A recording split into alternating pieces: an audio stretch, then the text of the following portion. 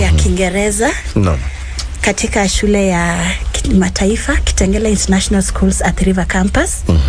Na hapa hivi tuna wanafunzi ambao wako katika klabu ya utangazaji. Leo wana shairi juu ya mkasa uliotokea katika shule ya utumishi Gilgil. Karibuni sana. Kwa hiyo tuwapishe. Ni wanafunzi wa grade gani na gani? Hawa ni wanafunzi wa grade la 4 hadi 6. Bas, grade ya 4 mpaka 6. Karibuni sana wanafunzi. Sogeeni mikrofoni ili msikike hewani.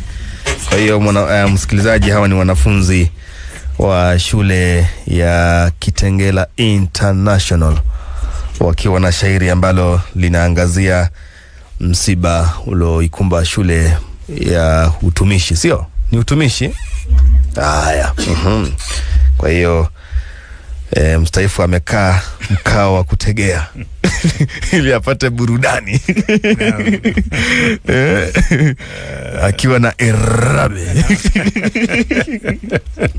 Haya wanafunzi, haya karibuni, nafasi ni yenu. Mbele yenu ni wanafunzi kutoka shule ya kimataifa ya Kitengela, tayari kuwakariria shairi lenye mada mkasa wa kushtua. Niliposikia jana tukio hilo la moto kwa shule ya wasichana, nilifikiri ni ndoto.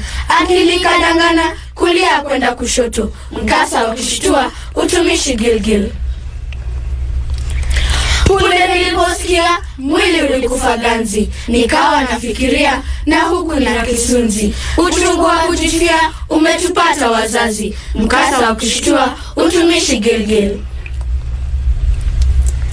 Najiuliza mogoli lakini jibu sipati. Walimwaga dizeli wakati ya kiberiti, au hiyo petroli usiku wa katikati, mkasa wa kushtua utumishi Gilgil. Watoto wetu wa kweli wa shule ya utumishi waliofia hospitali na kwenye moto na moshi. Nani aliyefeli akalika mazishi, mkasa wa kushtua utumishi Gilgil. Shabash. Kazi nzuri hiyo. Baraka kabisa. Hongera sana kwa kazi nzuri hiyo. Kazi nzuri sana. Mwalimu B Millicent na huyu atakuwa ni mkufunzi, sio? Ni mkufunzi. Amesema